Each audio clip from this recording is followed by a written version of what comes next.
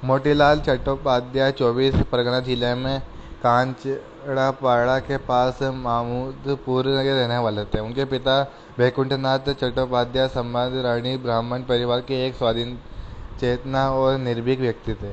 और वह युग था प्रबल प्रतापी जमींदारों के अत्याचार का, लेकिन वे कभी उनसे दबे नहीं। उन्होंने सदा प्रजा का ही पक्ष लिया, इसलिए एक दिन उनके क्रोध का शिकार हो गए। सुना गया है कि एक जमींदार ने उन्हें बुलाकर किसी मुकदमे में गवाही देने के लिए कहा।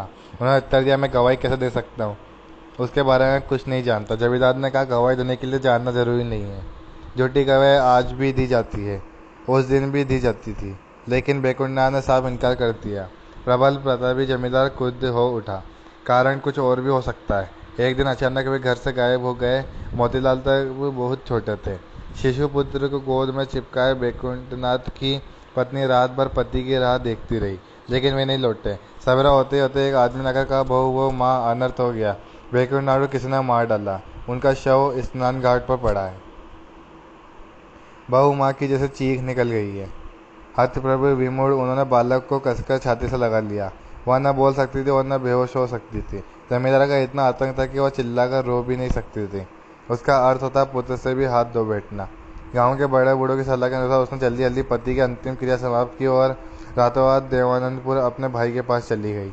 कुछ बड़ा होने पर मोतीलाल का विवाह भागलपुर के केदारनाथ गंगोपाध्याय की दूसरी बेटी भुवन मोहिनी के से हुआ। उस समय के बहुत से बंगालियों की तरह केदारनाथ के पिता रामधन गंगोपाध्याय घोर दारिद्र्य से तंग आकर जीविका की तलाश में हाल ही शहर से यहाँ आकर बस गए थे।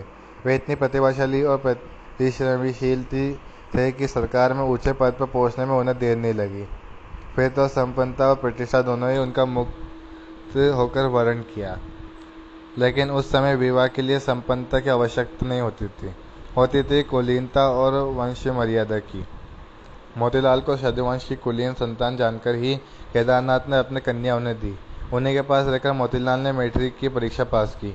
उसके बाद पढ़ने के लिए वो पटना कॉलेज चले गए। चचिया ससुर अघोरनाथ उन्हें सहपाठी थे, लेकिन दोनों के स्वभाव में जरा भी समानता नहीं थे। मोतीलाल घोर अभाव में पले थे, परंतु माँ उन्हें बहुत प्यार करती थी, इसलिए बचपन में कोई ठीक दिशा उन्हें नहीं मिल सकी। उन्हें पढ़ने लिखने का बहुत शौक था, परंतु उसे अधिक शौक था कल्पनाओं में डूबे रहने का। मुझे कल्पना की गोद में सिर रखकर सो जाने दो, मैं उस संसार को देखना चाहता हूँ जिसका यह संसार प्रतिबिंब है। मोतीलाल यही कुछ थे। उसके विपरीत अघोरनाथ थे कर्मठ, खरे और स्पष्टवादी। ऐसी स्थिति में कल्पना प्रिय मोतीलाल ने उनकी घनिष्ठता कैसे हो सकती थी। कॉलेज में भी वे बहुत अधिक देर नहीं टिक सके। देवानंदपुर लौटकर कोई नौकरी करने लगे। उन दिनों इंट्रेंस पास के लिए नौकरी पा लेना बहुत कठिन नहीं था। मामा ने अपने घर के पास उन्हें थोड़ी सी जमीन दे दी थी। कुछ रुपए जोड़कर उन्होंने बरामदे सहित 2 कोठरियों का एक मंजिला दक्षिण द्वारी पक्का घर बनवा लिया। इसी में रहकर वे अपने गृह से चलाने लगे। मोतीलाल की माँ साहसी सुगृहिणी थी, तो उनकी पत्नी शांत प्रकृति, निर्मल चरित्र और उदारवृत्ति की महिला थी। वह सुंदर नहीं थी, परंतु वैदुर्य मणि की तरह अंतर के रूप से रूपसी निश्चय ही थी। उनके सहज पातिव्रत्य और प्रेम की छाया में स्वप्नदर्शी यायावर पति की गृहस्थी चलने लगी। यहीं पर 15 सितंबर 1876 ईस्वी अनुसार 31 भाद्र 1283 बंगाबद आश्विनी कृष्णा द्वादशी संवत 1933 शकाब्द शुक्रवार की संध्या को एक पुत्र का जन्म हुआ। वह अपने माता पिता की दूसरी संतान था। 4 वर्ष पहले उसकी एक बहन अनिल जन्म ले चुकी थी। माता पिता ने बड़े चाव से पुत्र का नाम रखा शरद चंद्र। देवानंदपुर बंगाल का एक साधारण सा गांव है। हरा भरा ताल तिलिया, नारियल और केले के वृक्षों से पूर्ण। मलेरिया की प्रचुरता भी कम नहीं है। नवाबी शासन में यह फ्रांसीसी भाषा की शिक्षा का केंद्र था। 150 वर्ष पहले रायगुणाकर कवि भारत चंद्र राय ने फारसी भाषा का अध्ययन करने के लिए अपना किशोरीय काल यहाँ बिताया था। इसकी गणना प्राचीन सप्तग्रामों में होती है, तब समृद्ध भी रहा होगा। भारत चंद्र के समय इस गांव में हरिराम राय और रामचंद्र दत्त मुंशी पढ़ाने लिखाने का काम करते थे। इन्हीं से उन्होंने फारसी पढ़ी और स्वयं 2 पद लिखकर इसे अमर कर दिए। यह 3 जनार कथा, पंचाली, प्रबंध, गाथा, बुद्धि रूप खेल ना जाना। देवानंदपुर ग्राम देवरे आनंद धाम हरिराम राय रे वासना। देवेर आनंद धाम देवानंदपुर नाम। ताहे अधिकारी राम रामचंद्र मुंशी भारत नरेंद्र राय देशे जार यशी गाय होय मारे कृपादाय पढ़ाइल पारसी। इसी गांव में शरद का बाल्यकाल अत्यंत अभाव में आरंभ हुआ। माँ न जाने कैसे गृहस्थी चलाती थी, जानती थी पति कैसे हैं। उनसे शिकवा शिकायत व्यर्थ है, सार्थक ही है कि घर की शोभा बनी रहे। उन्होंने न कभी गहनों की मांग की, न कीमती पोशाक की। आत्मसर्ग ही मानो उसका दाय था।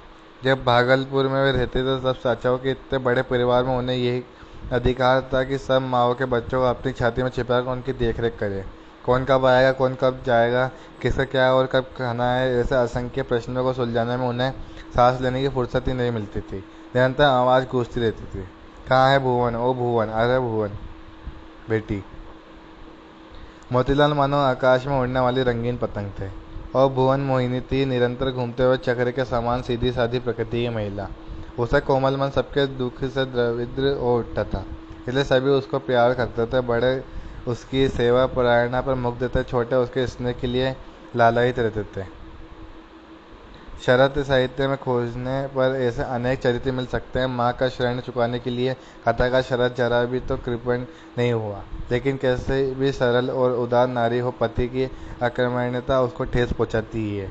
भुवन मोहिनी बहुत बार शुद्ध हो उठते, तब मोतीलाल चुपचाप घर से निकल जाते और देर तक बाहर ही रहते, शुभदा के हैरान बाबू की तरह।